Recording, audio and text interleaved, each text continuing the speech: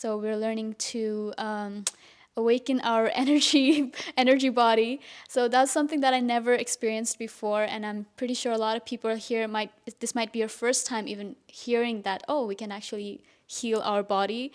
I would like to actually ask you, first question is this something that healing our body, is this something that people are born naturally, or like everybody is able to do this?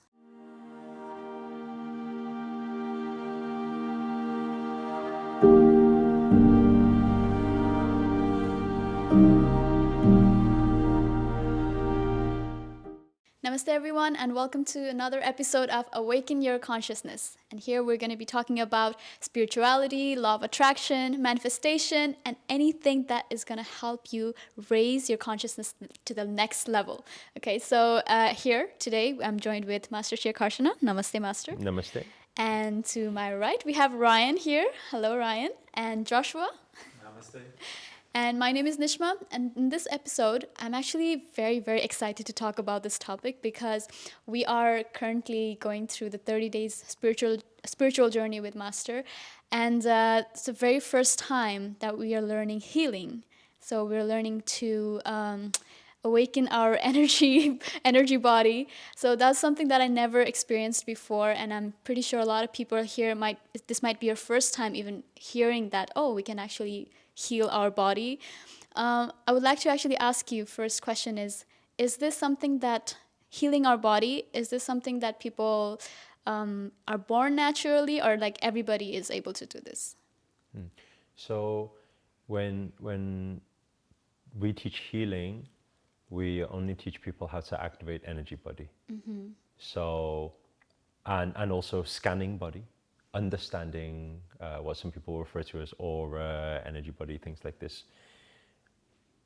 Naturally, every body has a natural healing blueprint. It's very normal. You cut yourself, it naturally heals, right? There are certain things that when our belief system changes, or when we're in stress, or we're in doubt and things like that, then it can slow down the process, right? In the same sense that sometimes people can, let's say, break out in acne because of stress, like things like that, right? Because it all affects. And so there's so many different factors to it. Now, we don't look at all of those factors because it's not necessary if you go on the energy body level. All we are doing is we are going in, we are observing, we are scanning to see where blockages are and what's happening. And once we find them, and again, all we are doing is we're using energy, sending it into the affected area and activating what is already inside your blueprint. So some people, they see, for example, a few years ago, I did a healing on a girl who was suffering from kidney stones, gallstones, and she'd been suffering from it for like 20 years or something like that. It just so happened she was on one of our programs, learning about business actually. And in one of the days she's just holding and she's like, I'm really, really in pain, and she's crying and everything. I said, what is it? She said, it's kidney stones. So at that time I was also pretty new to the healing process. But then I said, well, maybe lie down and I could activate some energy body and help you heal it. And she said, oh, okay, so it'll feel better. I said, actually, I'm not sure. And this was very interesting because this was right at the beginning of when I was learning healing from my teacher. And I remember sending some energy in, and then she started like really screaming and really like it's really painful, right? And in my mind, obviously, when you're a newbie student, you're thinking, am I doing something wrong here, or what's going on? So I called my teacher up and I said, hey, I don't know what's going on, but this happened. And she said, oh, of course, you teach it. You always say chaos to order.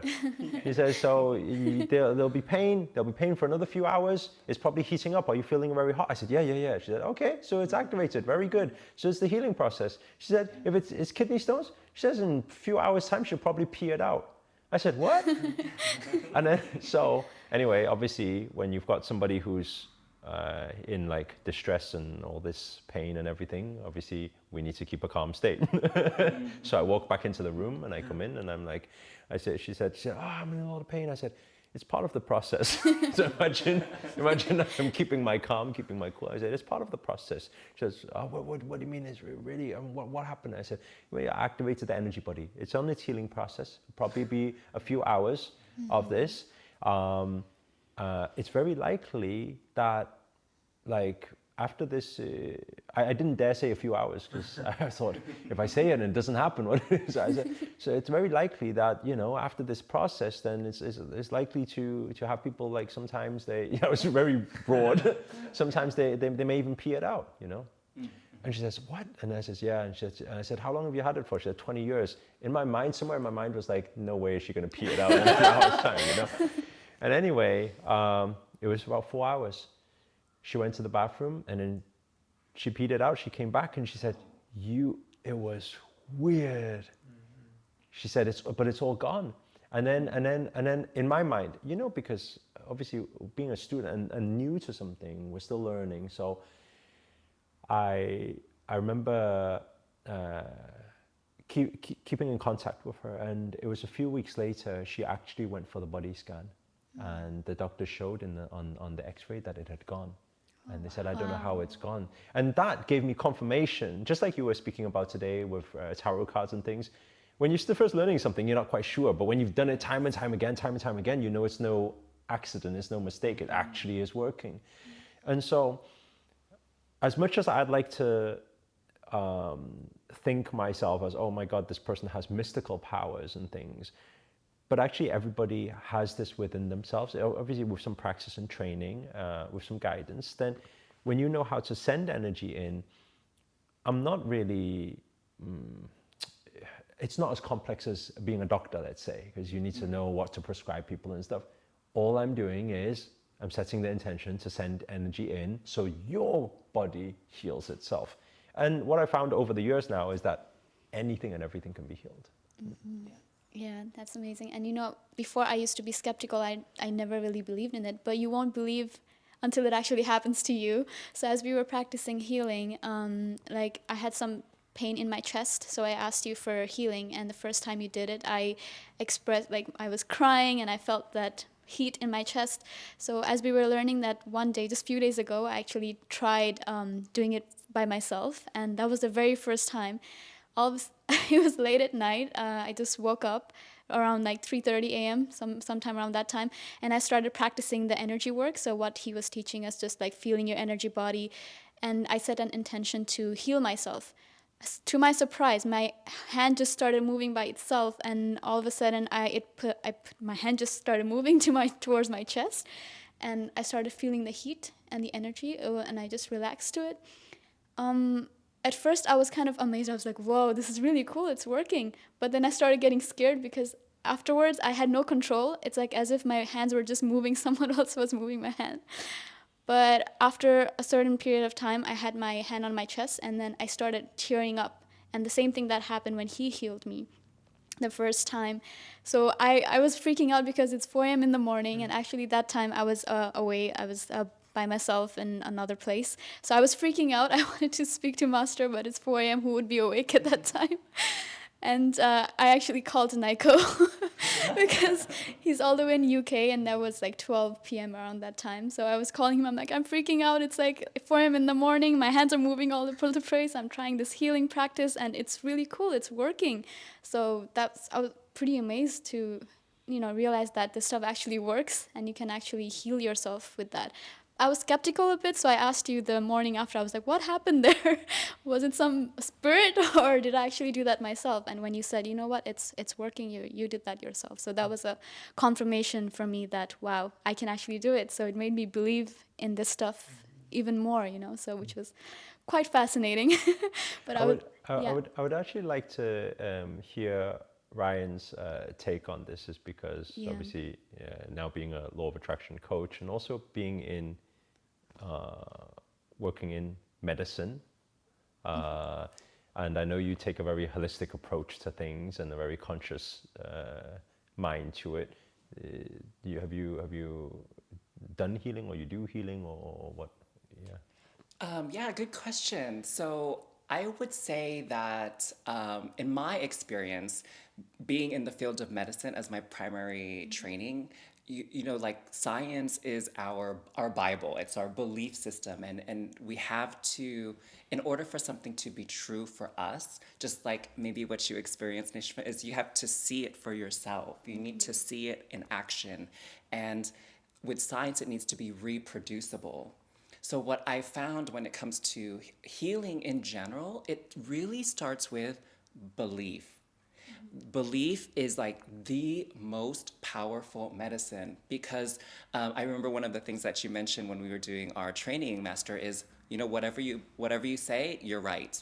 You're right. So guess what? If you're sick and you feel like you're dying, that's exactly what's happening. So I think, you know, facilitating empowerment and encouraging people to trust in the process of the body. Like Master was saying, if you cut yourself, it will heal. Like the body, it doesn't want to die.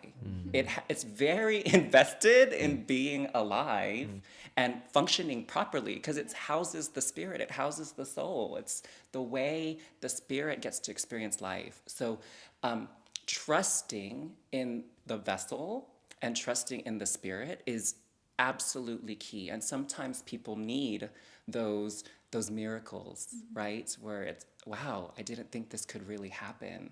And that just strengthens it. So I feel like there's a little bit of a hurdle when it comes to belief for some people because maybe conditioning, maybe somebody that they knew before had a similar experience and it didn't go well for them. But I think going back to how we can heal ourselves, how we can, you know, set maybe a different trajectory for our journey with a similar problem is to stop and say, you know what? My body wants to live. My body is strong. My body is powerful. And I have the resources within myself, within my community to make sure that I am well again, right? And I deserve to be well again.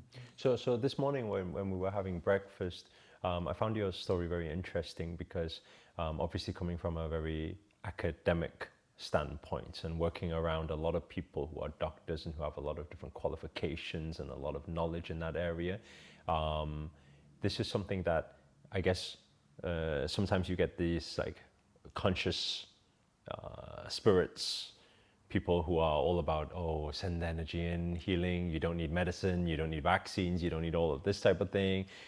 And it seems like you're right in the middle of these two things, these two worlds, and you're combining it every single day. So how do you, I mean, do you find that a lot of people that are around you are more on the logical side or more on the medicine side? And how do you find adapting your work of who you truly are and what you have to bring to the table to this very logical, scientific world?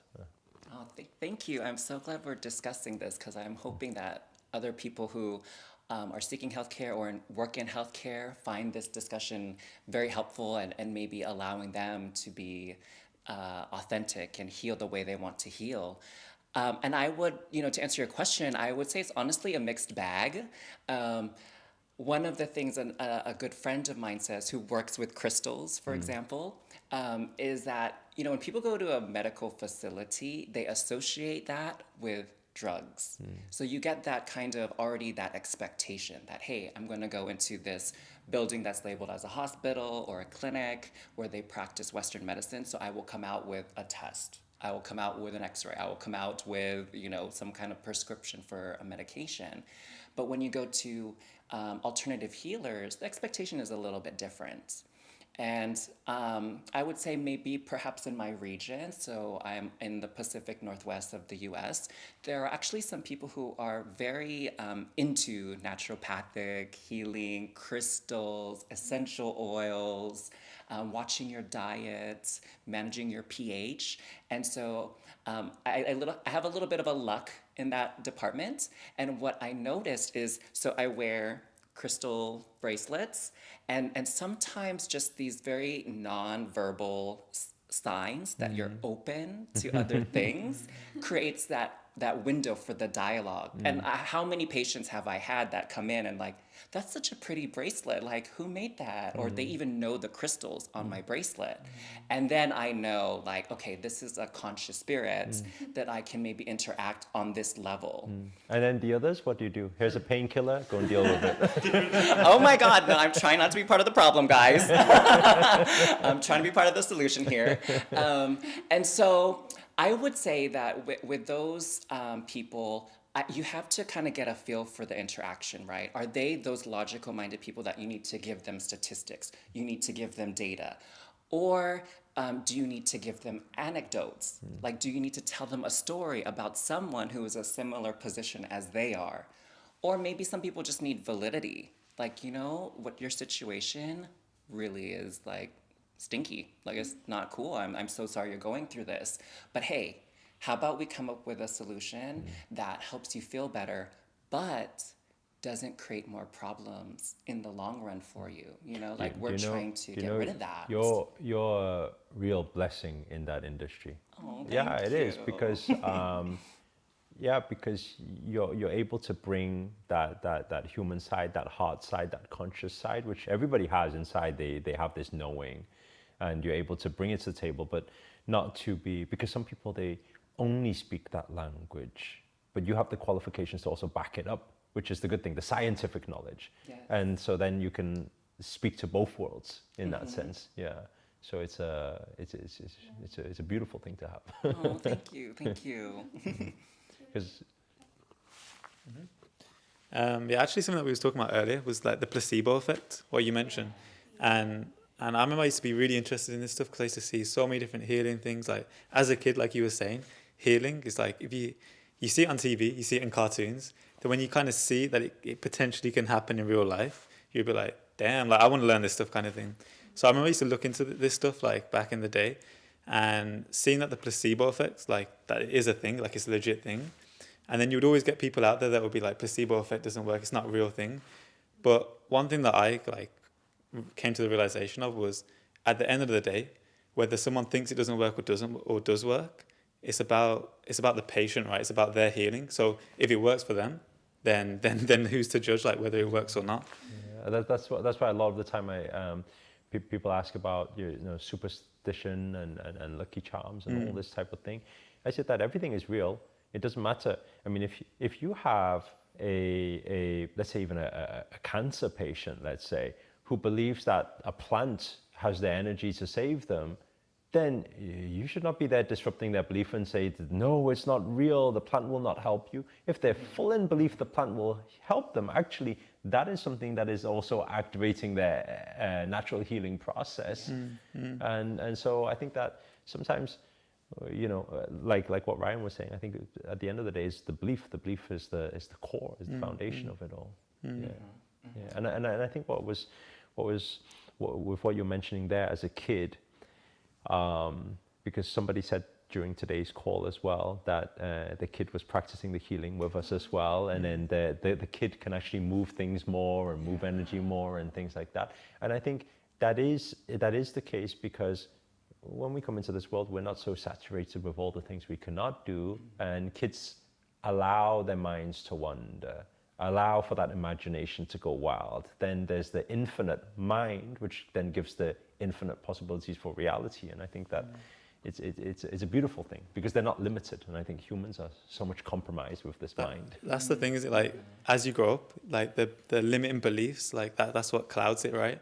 So like as a kid, like you say, when you have those less of a limiting beliefs, less things stopping you, then obviously you have that potential. So I know for when we was doing the different practices, and then you can start to feel things, and then it fuels that belief. But then skeptical mind does come in. It's like, is this heat? Is this something else? Is there more wind in this room?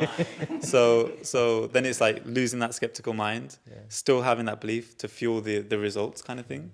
So it's interesting. I'm enjoying it. I'm sure there's more to come. Yeah, you'll see, because over the weeks now, we are moving energy body. We're close to the energy body, moving the energy body. Coming 1 week later, we'll be able to, from here, pull Nishma this way. Yeah. Maybe on next episode.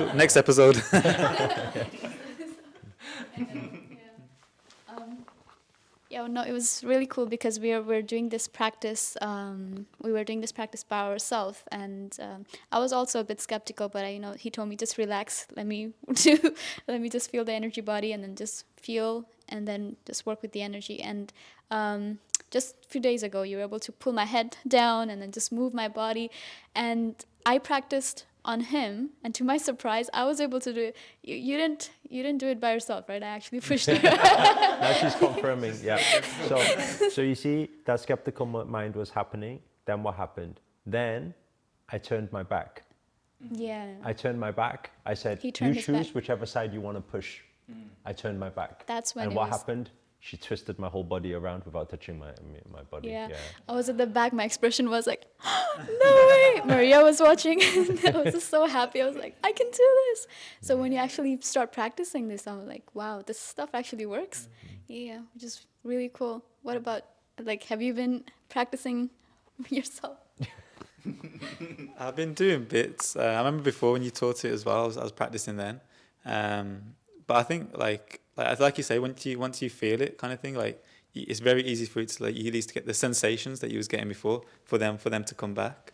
But then I think the main thing is the practice. Yeah, because actually on and off, you need to, you'll find from last time, because it was already a few months till now, you already find now it's almost like trying to reinstill that belief that it's actually real again. So actually when you do this practice, it should be daily, and then you see you're moving things, what we call telekinesis. You're moving things without touching it. And then you move it and you move it. As the days pass by, you see the strength going more and more powerful, more and more powerful. Then you see, while you're practicing with one person, you suddenly find a new person come in, and suddenly you find, whoa, it's so easy to move people. Because the stronger your belief is, the stronger your spirit, your energy, and then those powers become stronger and stronger. To a part where then it's undeniable. You know for sure it's real.